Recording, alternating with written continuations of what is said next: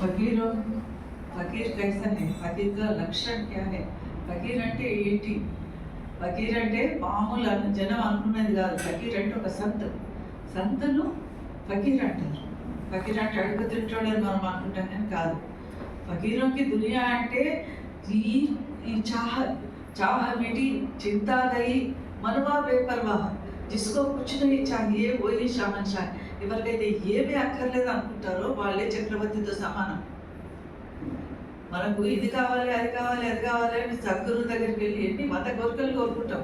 ఒకటి తీరిన తర్వాత ఇంకొకటి, ఒకటి తీరిన తర్వాత ఇంకొకటి. దీనికి ఫుల్ స్టాప్ అనేది లేదు. జీవితం అంతా మనకు ఏదో ఒకటి లోపం వస్తుంటుంది, మనం కోరుకుంటాం. అదేది లేకుండా మనసు మీద అదుపు తెచ్చుకొని కేవలం పరమాత్మ మాత్రమే నాకు కావాలి అనుకునే వాళ్ళే సంత మహాత్ములు. సంత మహాత్ములకు ఈ లోపల ఏముండవు. ఈర్ష, ద్వేషము, కపటము, మోసము, అన్యాయము, కామము, క్రోధము, లోభము, మోహము, అహంకారము, ఈ అవలక్షణాలన్నీ వదిలిపెట్టిపోతాయి. ఇవన్నీ వదిలిపెట్టిపోయిన వాడే సంతు. ఎవరి లోపల అయితే ఇవన్నీ ఉన్నాయో ఈ అన్ని ఉండడం కాదు, ఏ ఒక్కటి ఉన్నా కూడా అతను సంత కాదు, అతను ఫకీర్ కాదు. జిస్కో కుచ్ నహీ చాహియే, మనకేంటి సబ్ చాహియే అప్పుడు. అర్థమా? ఎందుకంటే ఆ లక్షణాలను అలవర్చుకోవాలన్నా కూడా, అది ఒక పరిధిలోకి రావాలన్నా కూడా మొట్టమొదటి ఏం కావాలి? సత్సంగం కావాలి. సత్సంగంలో ఏం దొరుకుతుంది? దీన్ని సత్సంగం వివేకన పోయి రామ కృపాని సులభమైన సత్సంగం దొరకకపోతే ఏం దొరకదు. మనకు సరైన మార్గం దొరకదు. ఎట్లా అంటే మన సద్గురు ఏం చేస్తాడు? ప్రపంచంలో మనం ఏ విధంగా మనసు మసులుకోవాలి, ఈ లోపల నుంచి చెడ్డ గుణాలను బయటికి ఎట్లా పంపాలి, ఆ మనసు లోపల నుంచి ఈ చెడు భావనలు పోయినప్పుడు మాత్రమే అసలు పరమాత్మ ఈ హృదయ మందిరంలో విరాజమానం అవుతాడు. పరమాత్మ రావాలంటే కామ కామదు మోహక माया का कूड़ा हट गया, शुद्ध निर्मल और सुधरी कोठरी में आए, घट का घर सूना पड़ा है इसमें आप आ जाइए, दासों सेवक सच्चा अब तो आप अपनाइए. आप భగవంతుడు మనను స్వీకరించాలంటే లేదా ఆయన మన హృదయ మందిరంలో నివసించాలంటే ఈ అవలక్షణాలు కావాలి. ఈ అవలక్షణాలు కావాలంటే సత్సంగం చాలా అవసరం. కాబట్టి ఆ పరమాత్మ సర్వాధార సర్వేశ్వరుడు. ఇందులో మంచి పదం ఉన్నది, మాలికెక్కులు అంటారు. మాలికెక్కులు అంటే అన్నిటికీ ఈ 3 శరీరాలు, స్థూల సూక్ష్మ శరీరాలు, కారణ శరీరాలకు కుల్ మాలిక్, అన్నిటికీ అతనే ఆధారం. అన్నింటినీ నడిపిస్తున్నవాడు, చలాయమానం చేస్తున్నవాడు ఆ మాలిక్యకు. దాని తెలుగులో మనం సర్వాధార సర్వేశ్వరుడు అనుకోవచ్చు. ఆ సర్వాధార సర్వేశ్వరుడు ఏం చేస్తున్నాడు? మనము ఈ పుట్టడము చవాడము పుట్టడం ఇది ఇవాళ కాదు, కోటి జన్మల నుంచి పోతున్నాం. యుగాలు గడిచిపోయినాయి. మనం కృతాయుగము, త్రేతాయుగము, ద్వాపర యుగము, కలియుగం, 4 యుగాల నుంచి వస్తున్నాం. మనం కృతయుగంలో 4 అవతారాలు వచ్చింది. కృతయుగం మొదటి సత్యుగంలో ఏమేమి వచ్చినాయి? మీనావతారం, మత్స్యావతారము, కూర్మావతారము, వరాహావతారము, నరసింహావతారం మొదటి యుగంలో. తర్వాత త్రేతాయుగంలో రాముడి కాలానికి వచ్చేసరికి 3 రాముడు, పరశురాముడు, ఈయన వీళ్ళు 3 రామావతారం, బలరామావతారం. బలరాముడు కాదు, బలరాముడు ద్వాపర యుగంకి వస్తాడు. ద్వాపర యుగంలో 2 అవతారాలు, కృష్ణ బలరామ అవతారాలు. బుద్ధ అవతారం అని కూడా అంటారు, బలరాముడు అంటారు, బుద్ధ అవతారం అంటారు. త్రేతాయుగంలో పరశురాముడు, శ్రీరాముడు, తర్వాత కలియుగంలో ఒకడే కలికి అవతారం. ఈ విధంగా పరమాత్మ ఏం చేస్తున్నాడు? ఏదో అవతారం ధరించి మన కోసం వస్తున్నాడు. కలియుగంలో సంత అవతారం ధరించి వస్తున్నాడు. సంతులకు ఇప్పుడు మనం ఏం చేస్తున్నాము? ఇప్పుడు శ్రీరామనవమి చేసుకుంటాం, కృష్ణాష్టమి చేసుకుంటాం. ఎందుకు చేసుకుంటాం? వాళ్ళని తలుచుకుంటున్నాం. ఎందుకు తలుచుకుంటున్నాము? వాళ్ళు చూపిన మార్గదర్శనం, వాళ్ళు మంచి జీవితం గడిపినారు కాబట్టి మనం ఆ మార్గంలో నడవాలని వాళ్ళని జ్ఞాపకం చేసుకొని వాళ్ళకి సిద్ధాంతాలను మనం పాటించేటందుకు ప్రయత్నం చేస్తున్నాం. ఒక రాముని లక్షణాలు, రాముని సర్వ గుణ సంపన్నుడు కనుక రాముని లక్షణాలను మనం నేర్చుకుంటున్నాం. అట్లాగే సంత మహాత్ములు అవతరిస్తున్నారు. సంత మహాత్ములు ఎందుకు వస్తున్నారు? మనలను ఈ జనన మరణ చక్రం నుంచి అవతల పడేసినందుకు. ఎన్నో జన్మల నుంచి పుడుతున్నాం, పుడుతున్నాం, పునరభి జననం, పునరభి మరణం, గోవిందం భజ మూఢమతే అన్నట్టు వస్తున్నాం, పోతున్నాం. కాబట్టి దీనికి ఒకటి ఫుల్ స్టాప్ పడాలి. ఏంటి పడాలి అంటే సద్గురువు రావాలి. భగవంతుడు సద్గురువు రూపంలో వచ్చి మనం తరింపజేస్తున్నాడు. ఆ సద్గురువు రూపంలో మనకు ఎందరో వచ్చారు. కబీర్ సాహెబ్ వచ్చిండు, దాతాదయాలు వచ్చిండు, ఫకీర్జీ మహారాజ్, భారద్వాజ్ మహారాజ్ వచ్చిండు, నందుబాయిజీ మహారాజ్ వచ్చిండు, ఆనందరావుజీ మహారాజ్ వచ్చిండు, ప్రేమానందరాయ్ మహారాజ్ వచ్చిండు. ఈ విధంగా సద్గురులు మనకు ఒకరి తర్వాత ఒకరు లభిస్తున్నారు. మన జీవితాన్ని మంచి మార్గంలో నడిపిస్తున్నారు. అదేవిధంగా ఇప్పుడు రేపు మనం అనంత చతుర్దశి ఎందుకు జరుపుకుంటున్నాం? అనంత చతుర్దశి ప్రాముఖ్యత ఏంటి? పౌరాణికాల్లో పురాణాల్లో చెప్పేది కారణం వేరే ఉంటుంది. అనంత పద్మనాభ స్వామి వేరే. ఇక్కడ మనం సప్తమతంలో ఇక్కడ మనం అనంత చతుర్దశి రేపు జరుగుతున్నది. రేపు మనం ఎందుకు చేసుకుంటున్నామంటే నందుభాయిజీ మహారాజ్ పుట్టినరోజు చేసుకుంటున్నాం. నందుభాయి మహారాజ్ ప్రత్యేకత ఏంటి? ఆయన పుట్టినరోజు మనం ఎందుకు చేసుకోవాలంటే నందుభాయి మహారాజు కారణంగా ఇవాళ సంత్ మతము సౌత్లో ఇదంతా మనం ఆయన సంతానమే. ఆయన వల్లనే ఇక్కడ ఆ సంత్ మతం వ్యాపించింది. దాతాదయాలను హుజూరాబాద్లో ఉండే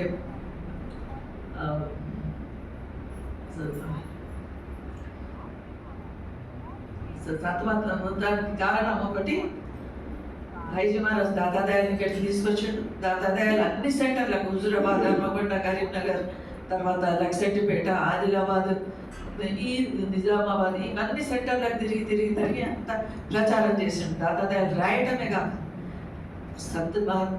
సాహిత్యం రాసిండు.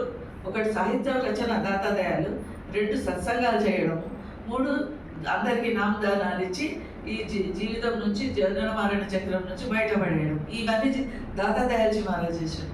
ఆ దాతాదయాల్జీ శిష్యుడు ఈ నందుభాయిజీ మహారాజ్. దాతాదయాల్జీ శిష్యుడు వీళ్ళందరూ మన మహారాజులందరూ దాతాదయాల పరంపర నుంచి వచ్చిండ్రు. అట్లాగే భాయిజీ మహారాజు దాతాదయాలకి ఎంత సేవ చేసిండు? స్వామీజీ మహారాజుకు ఆగ్రాలో సాలిగ్రామ్ మహారాజు ఎంత సేవ చేసిండో ఇక్కడ దక్షిణాదిలో దాతాదయాల మహారాజుకు భాయిజీ మహారాజు అంత సేవ చేసిండు. భాయిజీ మహారాజు ముందు శివభక్తుడు. ఆయన దాతాదయాల దానికి పెద్ద కథ ఉన్నది. మా పరమాత్మ దర్శనం కోసం పిపాస మనసులో తడపు ఏర్పడింది. ఆయన మాలిని ఆ శివుడిని దర్శనం చేసుకోవాలి, ఆ శివుడిని సాక్షాత్కరించుకోవాలని ఆ తపన ఎక్కడికి తీసుకుపోయింది? దాతాదయాల లాహోర్లో ఉంటే అక్కడ దాకా తీసుకుపోయింది. ఆయన అక్కడ తిరుగుతున్నాడు 3 రోజుల పాటు. దాతాదయాలు ఎక్కడ ఉన్నాడు ఆ ఇంటి చుట్టూ పరిక్రమ చేస్తున్నాడు, ప్రదక్షిణ చేస్తున్నాడు. కానీ అది దాతాదయాల ఇల్లు, తన గురువు, తన దైవము, తన కోసం దిగి వచ్చిన సద్గురువు ఆయదే ఇల్లు అనేది తెలియదు. చివరికి విసుకొచ్చేసి ఒక చాకు తీసుకొని పొడుచుకొని చచ్చిపోదామన్నంత స్థితిలో వచ్చి ఎందుకు వచ్చింది అట్లా? మనం ఏదైనా ఒక త్యాగం చేయగలుగుతామా మన గురువు కోసం? మనం ఏం చేయము, ఏది తలుచుకోము. కానీ ఆయన తన ప్రాణం పోయినా సరే, కానీ దర్శనం కావాలని పిపాసతో ఆ సమయంలో ఆయన దర్శనం దొరికింది. ఆ సమయంలో ఆ శరీరం నీ దాత నేను ధరింపజేసేవాడు, ఇగో ఇదే ఇల్లు అని ఎవరో చెప్పినట్టు అనిపిసిపోయి దర్శనం చేసుకున్నాడు. ఆయన చరణాల్లో పడ్డాడు. ఇంకా జీవితం మొత్తం త్యాగం చేసేసాడు. ఆయన అర్పణ చేసేసాడు. లాహోర్లో ఉంటే లాహోర్ అంటే ఇప్పుడు పాకిస్తాన్ ఉండేది, మనకి ఎందుకు సంబంధం అనుకోవద్దు. అప్పుడు అవిభక్త భారతం అంటే డివైడ్ కాలేదు. అప్పుడు అంతా కలిసి ఉన్నది. దాతాదయాల జమానాలా ఎంత అమృత్సర్ నుంచి 16 కిలోమీటర్లు పోతే పాకిస్తానే బార్డర్ వస్తుంది, బాగా బార్డర్ వస్తుంది. అవతలకి ఆ గేట్ దాటితే అటు పాకిస్తాన్, ఇటు భారతదేశం. కాబట్టి మళ్ళీ అక్కడ కొన్నాళ్ళు ఉన్నాడు లాహోర్లో. దాతాదయాలు ఉన్నాడు కాబట్టి భాయిజీ పోయాడు. పద్మనాభ మహారాజు కూడా లాహోర్కి వెళ్ళి దర్శనం చేసుకున్నాడు. అయితే ఈ భాయిజీ మహారాజ్ ఏం చేస్తున్నాడు? ఆయన సేవ లోపల నిమగ్నం అయిపోయాడు. అక్కడే సేవ కాకుండా ఇక్కడికి దక్షిణాదికి తీసుకొచ్చి, ఆ కాలంలో ఏమున్నది, భాయిజీ మహారాజు కట్టెల బిజినెస్ కాంట్రాక్టర్ ఉంటే, కట్టెలు అడవి లోపల కట్టెల కాంట్రాక్టర్. దాతాదయాలు వచ్చినప్పుడు ఎప్పుడు నిజామాబాద్కి వచ్చినా భాయిజీ మహారాజ్ ఇంకా దిగేవాడు. దిగిన తర్వాత ఈయన తన కాంట్రాక్ట్ పనుల కోసం అడవికి పోతే దాతాదయాల్జీ కూడా పోయేసి అక్కడ అడవి లోపల ఎవరి కోసం వచ్చినాడు ఆయన? ఒక్కరి కోసం, వినేచిన కొంచెం మంది అయినా సరే, కానీ అసలైన ఆసక్తి ఉన్న వాళ్ళ కోసం సత్సంగం. లక్షలాది జనం వచ్చి ఏమి వినకుండా ప్రసాదాలు తిని పారేసిపోయిన సత్స అటువంటి వాడు సద్గురువుకి అవసరం లేదు. నలుగురో ముగ్గురో ఒక్కరో ఎవరో సరే విని తన మాటలు విని పరిపూర్ణంగా జీవితం సార్థకం చేసుకునే వాళ్ళే కావాలి సద్గురువు. అందుకని బాయిజీని సెలెక్ట్ చేసుకున్నాడు, ఒక పరీక్షిత్ మహారాజుని సెలెక్ట్ చేసుకున్నాడు. అడవికి వెళ్ళి సత్సంగం చేస్తుండే మహారాజ్. అక్కడ ఏది చోపడి ఏదో కుటీరం లాగా వేసుకునేవాడు, వేసుకొని అడవి లోపల మహారాజ్ కాంట్రాక్టర్ కనుక అడవి లోపల ఆయనకు పని ఉంటుండే వేసుకొని దత్తాత్రేయులు కూడా వెళ్ళేవాడు మహారాజ్తో పాటు వెళ్ళి అక్కడ కూర్చుంటే ఒక కుటీరం వేసుకొని కూర్చుంటే అక్కడ దత్తాత్రేయ చెప్తుండేవాడు బాయిజీకి సత్సంగం ఇస్తుంటే. అక్కడ ఏంది కట్టెలు కొట్టేవాడు, పుల్లలు ఏరేవాళ్ళు, కొంచెం మంది లేబర్స్ ఉంటారు, వాళ్ళు ఇంట్లో ఒక 10 మంది కూర్చునేవాళ్ళు. కూర్చుంటే మహారాజ్ జబర్దస్త్ సత్సంగం చెప్తుండే బాయిజీ అంత రాటు తేలిపోయి అంత కారణం ఈయన దత్తాత్రేయ తన గురువు. ఒకరితో ఒకరు ఆయన అటువంటి గురువు ఉండడు, ఇటువంటి శిష్యుడు ఉంటాడు. అంత తనంతా సమర్పణ చేసుకొని నిజాయితీగా న్యాయంగా నిగర్వంగా, ఎక్కడ గర్వం లేదు, ఎక్కడ కపటం లేదు, ఆ కుటుంబమే అది సంత కుటుంబము. రత్రమే అంటారు చూడు, అడుగు అడుగునా వాళ్ళ త్యాగ భావన ఉన్నది. బాయిజీ మహారాజుకున్నది, బాయిజీ మహారాజు సుపుత్రుడు శివమంగళ సింగ్ మహారాజుకున్నది. తర్వాత భవిష్యత్తులో కళ్యాణ్ సింగ్ కూడా ఉంటుంది, నాకు ఆ నమ్మకం ఉన్నది. భవిష్యత్తు ఇప్పుడు కూడా ఉన్నది వాళ్ళకు, మన సంతానం. ఎందుకంటే అక్కడ ఆ వాతావరణంలో పెరిగిన వాళ్లకు తప్పు చేయమన్నా చెయ్యరు, అన్యాయం చేయమన్నా చెయ్యరు, అబద్ధాలు మాట్లాడమన్నా మాట్లాడరు. గర్వం చూపెట్టు కొంచెం సేపు నాకు కావాలి, ఒక అరకిలో ఒక చెటాకు గర్వం అంటే కూడా అక్కడ దొరకదు. అంత పక్క నిఖార్స్ అయిన సచాయి కుటుంబం. కారణం దాదా తాత దగ్గర నుంచి వస్తుంది కదా, తాత తండ్రికి వస్తుంది, తండ్రి నుంచి కొడుకుకి వస్తుంది. ఈ విధంగా వాళ్ళ న్యాయమైన కుటుంబం తాతయ్య సత్సంగం చెప్తుంటే అందరూ పరవశించి వినేవాళ్ళంట. సత్సంగం అయిన తర్వాత ఏం చేస్తుంటే దయాళజీ మహారాజు ఆ కాలంలో బతాషాలో ఏవో ప్రసాదం ఇస్తే అందరికి ఇచ్చి సత్సంగం తర్వాత ప్రసాదం పంచుతుంది. ప్రసాదం ఇచ్చి అందరికి ఇచ్చిన తర్వాత ఇంకా అక్కడ ఉంటే ఇన్ని తీసి గాలికి ఇసిరేస్తున్నాను. గాలికి ఇసిరేస్తే ఒకసారి అడుగుతుంది, మాతాజీ అడుగుతుంది, ఎందుకు క్యా రాజ్ హై ఇస్మే, క్యా రాజ్ హై, క్యో ఊపర్ గాలి అంటే ఆ వినని ఆత్మలు ఉంటాయి, అసంతృప్త ఆత్మలు పూర్తిగా అక్కడికి చేరుకొని ఆత్మలు గాలిలో తిరుగుతుంటాయి. వాటి కోసం నేను ఇది ఇచ్చిన, అందుకే ఒక గింజ కూడా కింద పడకుండా అన్ని అవి తీసుకున్నాయి. ఇదే ఉదాహరణ హుజూర్ మహారాజ్ సందర్భంగా కూడా జరిగింది. హుజూర్ రాయ్ సాలిగ్రామ్ మహారాజు ఆగ్రాలో ఒకరోజు సత్సంగం చేస్తున్నాడు. సత్సంగం చేస్తుంటే ఆ మూలకు ఒక మూలకు గోడకు ఒక మూలకు ఎర్ర ప్రకాశం ఇంత పెద్దగా ఒక చక్రము కనబడుతున్నది. అంటే చక్రం కృష్ణం తిరుగుతుంది, ఎర్రగా మెరుస్తున్నది. అక్కడ ఏదైనా కనపడితే మనం ఏం చేస్తాము, ఇప్పుడు అది చప్పుడు ఇది అనుకోండి, అందరం అటు దిక్కు చూస్తాం. ఇప్పుడు మహారాజు వస్తాడు కార్తీక వరకు, ఇక్కడ కూర్చుంటాం, ఎవరు మన అటే చూస్తాం, వస్తున్నాడు మహారాజు. అదే విధంగా ఆ ఎర్రటి పాలకు వచ్చేసరికి కూర్చున్న సత్సంగి వీళ్ళందరూ అక్కడ మళ్ళీ చూస్తుంటే మహారాజు అన్నాడట, ఉదర్ మధ్యన సునం. సరే అందరూ ఇంకా మహారాజు చెప్పిన తర్వాత ఆజ్ఞ అని ఇటువైపు తిరిగి అందరు వింటున్నారు. తర్వాత సత్సంగం అయిపోయింది, మొత్తం అయిపోయిన తర్వాత అడిగిండ్రు కొంతమంది శిష్యులు మహారాజుని అడుగుతాడు, మహారాజ్ ఏంటి ఆ ఎర్రది ఏంటిది, మమ్మల్ని చూడొద్దన్నావు, ఏంటి ఆ రహస్యం అంటే, చూడండి దేవతలు ఎక్కడైతే సత్యమైన సత్సంగం జరుగుతుందో సత్య సద్గురువు దొరుకుతాడు, సత్య సద్గురువు సత్సంగం ఇస్తుంటాడు. అటువంటి దానికి వినడానికి దేవతలు వస్తారు, దేవతలు వచ్చి వింటున్నారు. వాళ్ళు సత్సంగం అయిపోయిన తర్వాత వెళ్ళిపోయారు. ఆ రెడ్డు ఉన్నదా ఇప్పుడు లేదు, ఆ ఎర్రటి చక్రం తిరిగిన చక్రం లేదు ఇప్పుడు, అంటే వాళ్ళు వెళ్ళిపోయారు. వినడానికి వస్తారు, అంటే అది సద్గురు మహిమ. దేవతలు కూడా ఈ శరీరం కావాలి, మానవ శరీరం కావాలి, ధరించిపోయేటందుకు మాకు లేదు, స్వేచ్ఛ లేదని దేవతలు బాధపడతారు అటువంటి శరీరం కోసం. అట్లాగే బాయిజీ మహారాజ్ చాలా ఉదాహరణలు ఉన్నాయి. అక్కడ ధామ్లో వారణాసికి అలహాబాద్కు 65 కిలోమీటర్స్, ఆడ నుంచి వచ్చిన 65 కిలోమీటర్లు ఉంటుంది, ఇటు నుంచి వచ్చిన 65 కిలోమీటర్లు ఉంటుంది. మధ్యలో ధామ్ ఉన్నది, 2 ధాములు. మొదలు ఒకటి ఉజడ్గాయస ధామ్ అంటారు, తాతాదయాలు ఒక ధామ్ కడితే అది తర్వాత అది కూలిపోయింది, పాడైపోయింది. ఇప్పుడున్న ధామ్ కట్టారు తాతాదయాలు. అప్పుడు అక్కడ కూడా ఈయన మహారాజు బాయిజీ బాగా సేవ చేస్తాడు. తాతాదయాలు చేసినప్పుడు ఒకరోజు ఎవరో మజాకి అంటారు, మహారాజు బావి ఉంటుంది అక్కడ, ఇప్పటికి కూడా ఉన్నది ఆ బావి, గేట్ లోపలికి కొంచెము. నీ గురుభక్తి ఏమున్నది, నిరూపణ ఏంటి, బయట దుక్కుమంటే కూడా దుక్కుతావా అని ఇట్లా అడిగితే వెళ్తాడు. ఒకటి చూడడు, 2 చూడడు, ఆలోచన చేయడు, దాన్ని వెళ్ళి ఆ బావిలో దుక్కేస్తాడు. బైజీ మహారాజ్. అంటే దాని మీద అంత నమ్మకం, నన్ను కాపాడుతాడు. మనకు అంత నమ్మకం ఉంటుందా? మనం నమ్మము, గురువుని నమ్మం. కానీ అక్కడ ఏంటి? సంపూర్ణ విశ్వాసం. ఆ విశ్వాసం ఉంటే దొరకదు, ఏమీ లేదు. విశ్వాసం ఫలదాయకం. దాతాదయాలు కాపాడుతాడు అన్న ధైర్యంతో బావిలో వెళ్ళి దూకుతాడు. ఇంత కూడా దెబ్బ తాకదు, ఏం కాదు.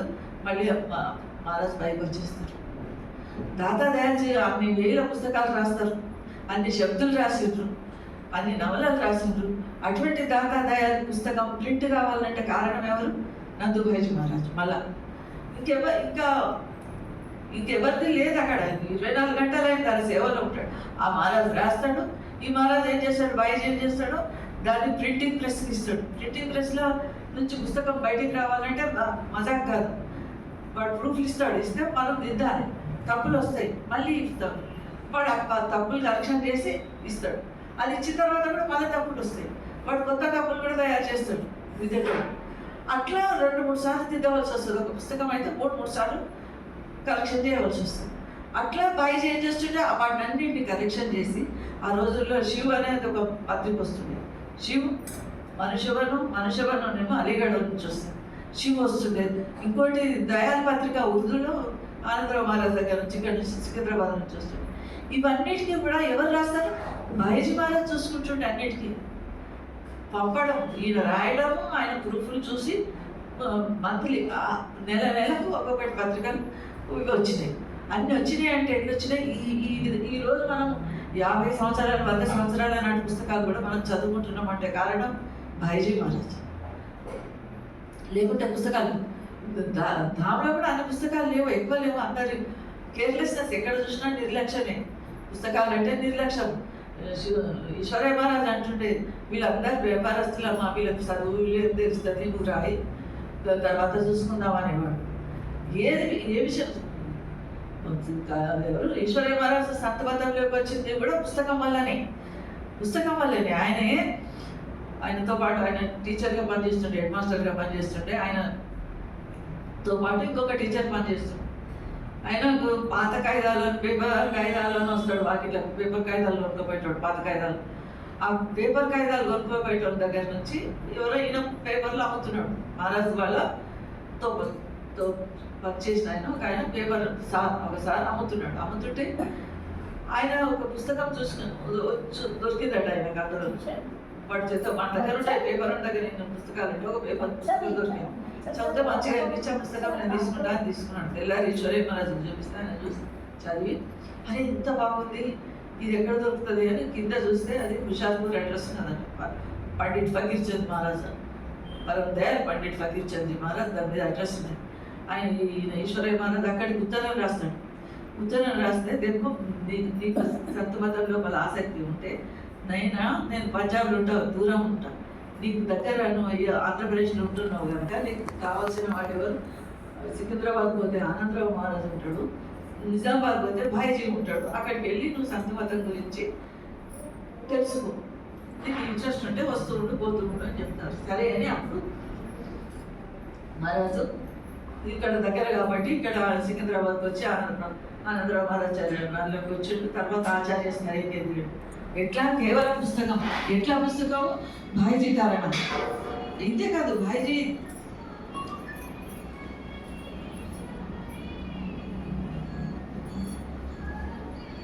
ఆనందరావు మహారాజు ఒక సందర్భంలో అంటాడు, బాయిజీ నేను ఒక గురువు శిష్యులం, దాదాదయాల శిష్యులే వీళ్ళంతా.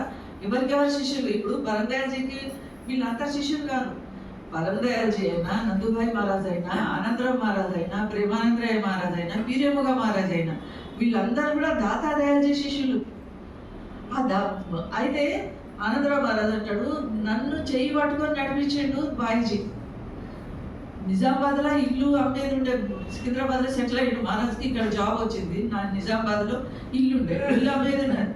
ఇల్లు అమ్ముతా అంటే మహారాజ్ ఆనందరావు మహారాజ్ వాళ్ళ అమ్మ ఇల్లు అమ్మేటందుకు ఒప్పుకోకపోతే ఏం చేస్తాడు? బాయిజీకి చెప్తాడు, మా అమ్మ అమ్ముకోలేదంటే బాయిజీ ఏం చేస్తాడు? వచ్చి ఆనందరావు మహారాజ్ వాళ్ళ అమ్మకి దండం పెట్టి, అమ్మ ఆనందరావుకు నువ్వు ఇజాజత్తో పర్మిషన్ ఇయ్యి, ఆయన ఇల్లు అమ్ముకుంటాడు, అక్కడికి వస్తాడు అంటే. అంతటి మహారాజ్ అడిగిండు కదా అని ఆ మాట ఖాళీ చేయక ఆమె పర్మిషన్ ఇచ్చి ఇల్లు అమ్మితే ఒక 5,000 కొనుక్కున్నవాడు 5,000 ఏమో ఆ జమానాలో బ్యాంకులా ఏటీఎంలా ఏమన్నా 5,000 పైసలు ఈయనకు అడ్వాన్స్ ఇచ్చారు ఆనందరావు మహారాజ్. ఇస్తే ఆయన ఏం చేసిండు, భాయిజీ ఇంటికి పోయిండు. భాయిజీ ఇంటికి పోయి ఈ పైసలు మహారాజ్ దగ్గర పెట్టి నాకు అవసరం ఉన్నప్పుడు తీసుకుంటా, హైదరాబాద్ పోయేటప్పుడు తీసుకుంటా అనుకొని 5,000 ఆయనకు తీసుకువచ్చి ఇద్దామని ఇంటికి పోతే మాతాజీ ఉన్నది. మాతాజీ అంటే శుభంగల్ సింగ్ మహారాజ్ వాళ్ళ అమ్మ. ఆమె ఏమన్నది, మహారాజ్ హైదరాబాద్ గాయ అన్నదట. హైదరాబాద్ గాయ అంటే సరే గురుపత్ని ఆమెకి చేతిలో పెట్టిండట. అమ్మ నేను అడ్వాన్స్ వచ్చినాయి 5,000 నీ దగ్గర పెట్టుకో, నాకు అవసరం ఉన్నప్పుడు తీసుకుంటాను మాతాజీకి ఇచ్చి మహారాజ్. ఎప్పుడైతే హైదరాబాద్కి వచ్చే రోజు ఉన్నదో మళ్ళీ ఆ పైసల కోసం మహారాజ్ పోయినప్పుడు భాయిజీ ఉన్నాడు. ఉండి ఏం చేసిండు, దేవా ఆనందరావు అని నువ్వు రా, ఈయన ఇచ్చిన 5,000 రూపాయలు తీసుకొని నిమస్తేనే అని లోపల ఇంకొక జేబు ఉండేదంట పాతకాలంలో. ఆ నిమస్తేని లోపల ఈ పైసలు పెట్టి 5,000 నోట్లు పెట్టి తనే స్వయంగా ఒక సూది దారం తీసుకొని కుట్టేసిండట. ఎందుకంటే ఇబ్బంది దొంగలు తీసుకోకుండా. ఆనందరావు इसके ऊपर कमीज पहनो और कोट पहनो चलो आगे चलो. మహారాజ్ అంటాడు, అది తలుచుకుంటే నాకు ఇప్పటికీ కళ్ళకు నీళ్ళు వస్తాయి. అదేం ప్రేమ, అదేం భక్తి, నన్ను అడుగడుగునా చేయి పట్టి నడిపించిండు. ఎందుకంటే దాతాదయాలు అక్కడెక్కడో ఉన్నాడు, ఈయన లోకల్ ఉన్నాడు కనుక నన్ను అడుగడుగునా చేయి పట్టి నడిపించిండు. ఒక రోజు ఆనందరావు మహారాజ్ ఏం చేస్తాడు, వాన పడుతుంటుంది, ముసలాగా కుంభవృష్టి పడుతుంటుంది.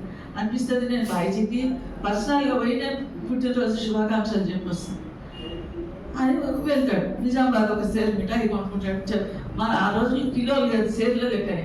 సేర్ మిఠాయి తీసుకున్నామ్మా అని చెప్తుండే. సేర్ మిఠాయి తీసుకున్నా. భాయిజీ ఇంటికి పోయి తలుపు కొడితే తీసిండాడు. తెలిసి క్यों आया ఆనందరావు, ఇట్లా బారిష్ में क्यों आए అని తువాలు ఇచ్చి తల తుడిచి ఆయన ఒకసారి ఈయన 5 మామిడి పండు పంపిస్తే ఆయన 500 మామిడి పండు రిటర్న్ ఇచ్చిండట. ఇవన్నీ ఎవరు దాని ఆ శిష్యులకు, అటువంటి శిష్యులు లేరు ఇప్పుడు, అటువంటి గురువులు లేరు. అంటే చెప్తున్నా, అంత చేయి పట్టుకొని నడిపించే వాళ్ళు కావాలి. అటువంటి అంత సత్యసంధత ఉంటేనే కానీ అటువంటి గురువులు దొరుకుతారు. ఎప్పుడు దొరుకుతారు, మన లోపల పాత్రత ఉండాలి, మనకు అర్హత ఉండాలి. అంతటి గురువులు ఉన్నప్పుడే ఆ గురువు మన కోసం వస్తాడు. గురువు ఒక 4 కోసం అయినా సరే, కానీ ఇప్పుడు 40 మంది కూర్చొని తరించిపోయే అవకాశం ఉంటుంది. కనీసం చెడు పని చేయకుండా ఉంటాము.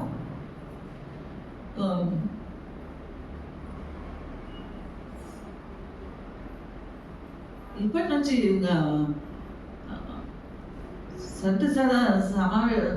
దర్శనం అయిన తర్వాత కనీసం మన లోపల మార్పు అనేది ప్రారంభం కావాలి.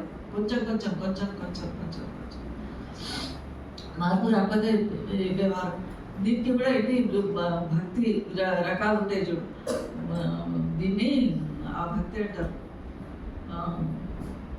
కంబల్ భక్తి అంటారు. భక్తి 3 రకాలు. కంబల్ భక్తి, తేలియా భక్తి, ఇంకోటి మోతియా భక్తి. కంబల్ భక్తి అంటే, కంబలి అంటే గొంగడి కానీ రప్పుకు కానీ ఒక సూది తీసుకొని పొడిచి చూద్దాం. పొడిస్తే ఏమవుతుంది, కొంచెం సేపటికి మళ్ళీ ఎప్పటి అవుతుంది, దానికి ఏం మార్పు రాదు. మోతియా భక్తి అని ఇంకొకటి ఉంటుంది, అది వేరు. ఈ తేలియా భక్తి వేరు. ఇప్పుడు మనది ఏంటి, మన మోతియా కంబల్ భక్తి అంటే పొడిచినా లాభం లేదు, ఎప్పటిలాగా తయారైంది. మోతియా భక్తి అంటే ఒక మనిషి ఉన్నాడు, ఇన్ని ముత్యాలు కింద పడిపోయింది. ఆ మనిషి ఏం చేస్తాడు, ఆ ఏరిన ముత్యాలు అన్నింటినీ ఒక परमदास महाराज अंटाడు, నేను अनमोल मोतियां बिखेर रहा हूँ, मुझे पता है तुम लोग लायक नहीं है, लेकिन मेरा कर्म है, मेरा गुरु का आज्ञा है. मोतिया बिखेर ముత్యాల లాంటి మాటలు మీరు చెబుతున్నాడు గురువు. ఆ తెలివైన శిష్యుడు ఏం చేస్తాడు, ఒకటి ముత్యాల దండ పడిపోయింది అనుకోండి, అవన్నీ ముత్యాలు పడ్డాయి. బుద్ధిమంతుడు ఏం చేస్తాడు, అన్ని ముత్యాలు అన్నీ అవి ఇవి అన్నీ ఒక దగ్గర వేసుకొని చక్కగా గుచ్చేసి మెడగా అలంకరించుకుంటాడు, ఎంతో అందంగా కనబడతాడు. అట్లాగే అటువంటి శిష్యుడు, ఒక శిష్యుడు ఏం చేస్తాడు, గురువు చెప్తున్న మాటలన్నిటిని ఒక దగ్గర వాటిని పోగు చేసుకొని ఇంటికి పోయి మళ్ళీ వాటిని గురించి ఆలోచించి దానిని ఆచరించేటందుకు ప్రయత్నం చేస్తాడు. దర్శన్ కరే వచన్ గురి సునే సున్కర్ నిత్ మన్మే గునే. నిత్ అంటే ఎల్లవేళలా ఆల్వేజ్ ఇంటికి వెళ్ళి వాటి గురించి ఆలోచించాలి. దర్శనం చేసుకొని దర్శన్ కరే వచన్ గురి సునే, గురువు చెప్పిన వచనాలను మళ్ళీ వినాలి. ఇంటికి వెళ్ళి నేను భరద్వాజ్ మహారాజ్ హన్మకొండలో సత్సంగం ఇస్తే అప్పుడు టేప్ రికార్డు లేకుండే. ఇంటికి వచ్చిన తర్వాత పేపర్ తీసుకొని మహారాజ్ ఏమేమి చెప్పిండు నాకు సత్సంగం అవుతుండే అది రాసుకునేదాన్ని. ఇప్పుడు కూడా ఉన్నాయి ఆ పాత కాగితాలలో ఆ పేపర్లు దొరుకుతాయి. అట్లా రాసుకోవడం వల్ల లేదా తలుచుకోవడం వల్ల ఏమవుతుంది, మనకు విషయం గట్టిగా మన మనసులో వాళ్ళ మైండ్లో ఉండిపోతుంది. తలుచుకుంటే దర్శన్ కరే వచన్ కుని సునే సున్ సున్ కర్ నిత్ మన్మే గునే గున్ కర్ కాఢలియే సారా, దాని సారాంశాన్ని మనము ఆకలింపు చేసుకోవాలి. కర్ ఆహార పుష్టి భాయి జగ్ భవ భయ సబ్ గయి నసాయి, ప్రపంచ జగ్ భవ భయ సబ్ గయి నసాయి, అన్ని నశించిపోతాయి ఎప్పుడు వాటిని మనం ఆహారంగా తీసుకున్నప్పుడు. వాటిని మనకు ఆత్మకు ఆహారం ఏంటి, సత్సంగ వచనాలు, గురు కృప. శరీరానికి ఆహారం ఏంటి, భోజనం. అయితే ఈ మోతియా భక్తి అనేది ఏంటి, ముత్యాలు ఏర్పడి శిష్యుడు ఏం చేస్తాడు, గురువు చెప్పిన మాటలన్నిటి తలుచుకొని వాటిని ఆచరించేటందుకు ప్రయత్నం చేసిన వాటిని మోతియా భక్తి. తేలియా భక్తి అనేది ఉత్తమమైన భక్తి, ఫస్ట్ క్లాస్ భక్తి. ఆ తేలియా భక్తి ఏం చేస్తారు, ఒక పాత్ర ఉన్నది, నీళ్ళదో ఏదో పాత్ర ఉన్నది, నీళ్ళలో ఒక నూనె చుక్కేద్దాం, వేస్తే అది మొత్తం పాత్ర నిండా నిండిపోతుంది, కానీ నీళ్ళలో మునిగిపోతూ నీళ్ళలో కలిసిపోతుంది, సపరేట్ ఉంటాయి. అట్లాగే ఎటువంటి శిష్యుడు, ఇట్లాంటి శిష్యుడు ఏం చేస్తాడు, ప్రపంచంలో ఉంటాడు, కమలం తీరుగా ఉంటాడు. ప్రపంచంలో ఉంటున్నా కూడా ప్రపంచంలో గురువు అంటించుకోడు, సపరేట్గా ఉంటాడు. ఆ విధంగా ఉండేవాళ్ళు అసలైన సంతు మహాత్ములు.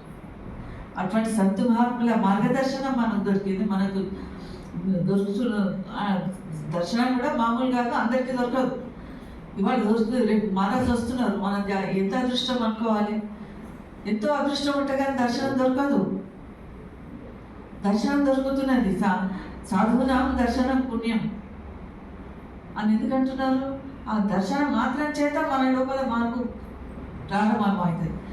పైకి కనబడకపోవచ్చు కానీ నెమ్మదిగా మార్పు అనేది స్టార్ట్ అవుతుంది. కనుకనే సత్సంగం చాలా అవసరం సార్.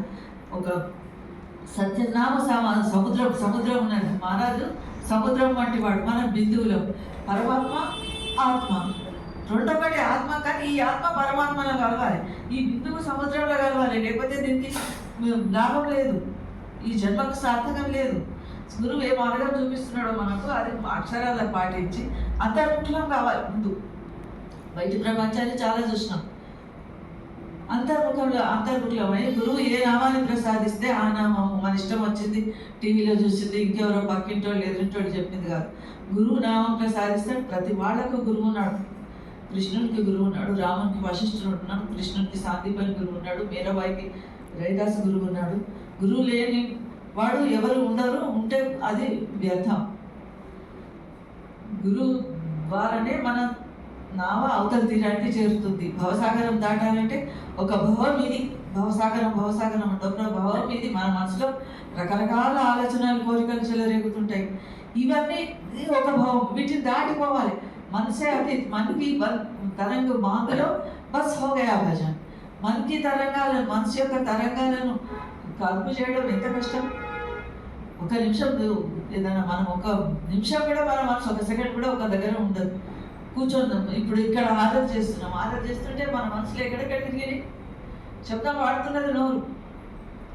అందుకే జము సదా మనసే రాధ స్వామి, కము సదా ముకుసే రాధ స్వామి, దిలా నా మదన దులారే, దయాలు దాతా కృపాల స్వామి, హమే విదే తారు లాఖో తారే, దయాలు దాతా కృపాల స్వామి. ఏమని పెట్టుకుంటున్నాడు దాతా దయాల్జీ, హమే విదే. ఎంతో మందిని నువ్వు తరింపజేసినావు, లక్షలాది మందిని తరింపజేసినావు. సర్వాధార సర్వేశ్వరుని వేడుకుంటున్నాడు.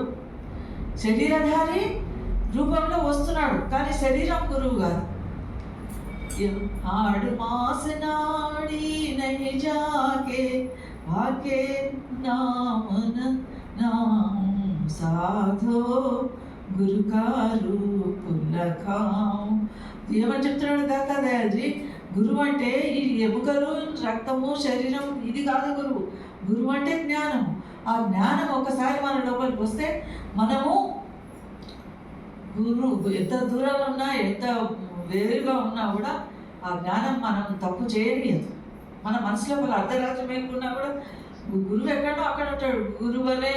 గురువు బసే బనారస్. గురువు ఎక్కడో సముద్ర తీరాన్ని ఎక్కడో ఉంటాడు, మనం ఎక్కడ ఉంటాం. గురువు 24 గంటలు మనతో ఉంటాడు, కానీ జ్ఞాన రూపంలో మనతో ఉంటాడు. ఆయన వచనాలను మనం రేపు చెప్తున్నప్పుడు మాట శ్రద్ధగా విని వాటిని మన మనసులో నిలుపుకుంటే రేపు పొద్దున ఏదైనా తప్పు చేయబోయినా కూడా ఈ జ్ఞానం అడ్డం వస్తుంది. మనం తప్పు చేయమంటే కూడా చేయం. ఒక బంగారం మూట తెచ్చి పెడతారు ఇంతే, అది ముట్టమంటే కూడా ముట్టాం. ఎందుకంటే గురువు చెప్పేది హక్ హలాల్కి కమాయి. ఫస్ట్ హకాలు న్యాయార్జన, ధర్మార్జన, మన సొంత సంపాదన చేసుకొని మనం తినాలి. ఇంకెవరినైనా మోసం చేసింది, దొంగతనం చేసింది, ఇంకా ఇతరుల ఇల్లు ముంచి తెచ్చుకున్న పైసా దాని పనికిరాదు. సత్మతంలో ఉన్న వాళ్ళకి చెప్తున్నాడు, బయట వాళ్ళకి చెప్పేటందుకు మనకు హక్కు లేదు. ఇందులో ఉన్నారు కాబట్టి మనకు గురువు చెప్తున్నాడు, దాన్ని మనం పాటించాలి.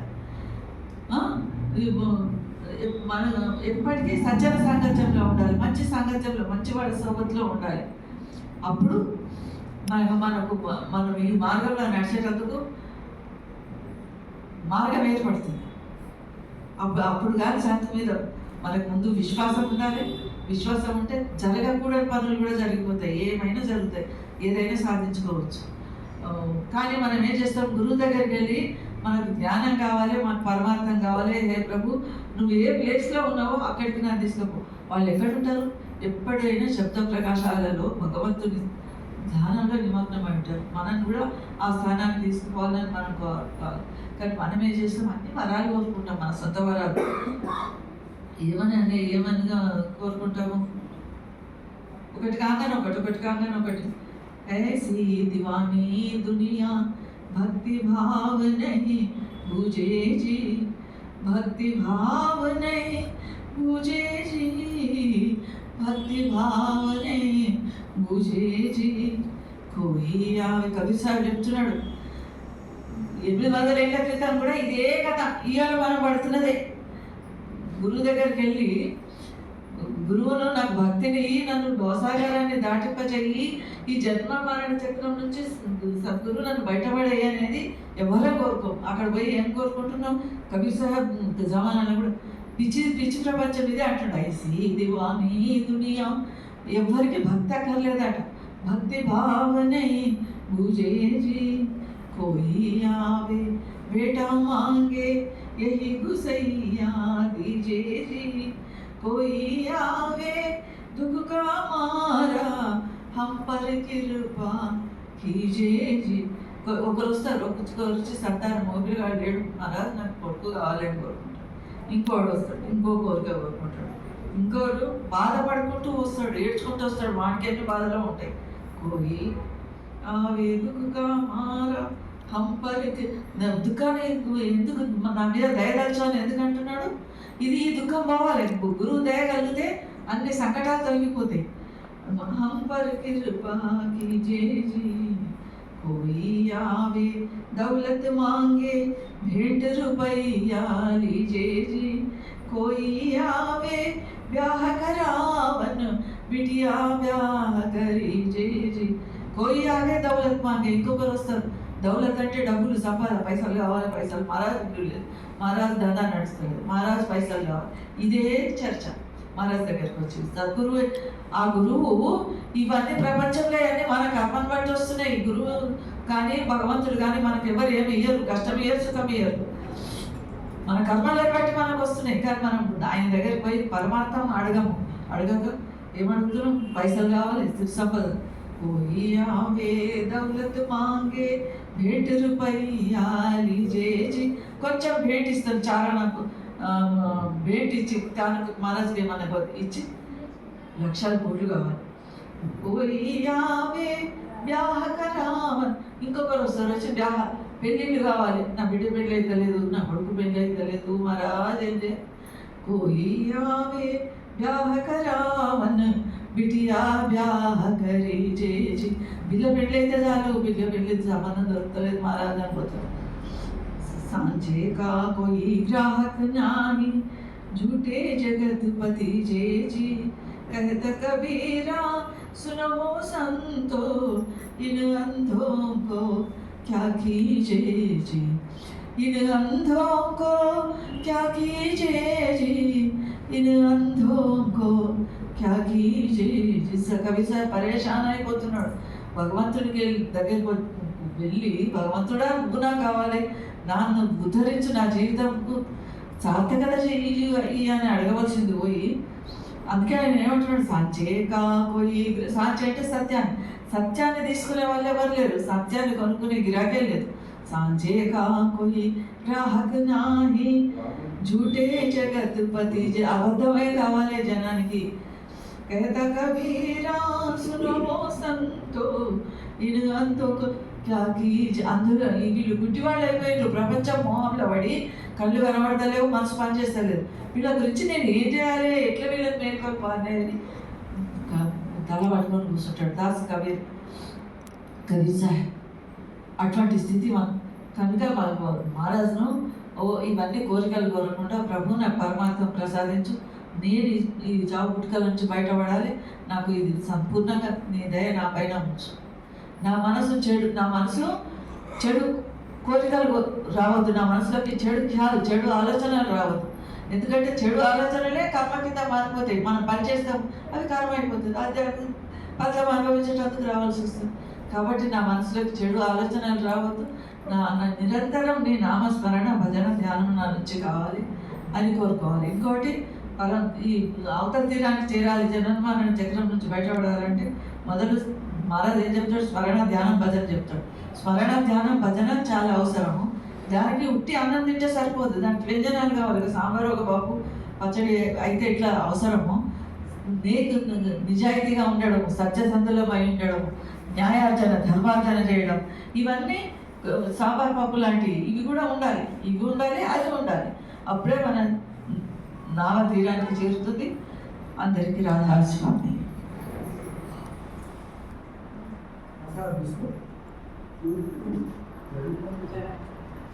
చరణ శరణ కీ వందనా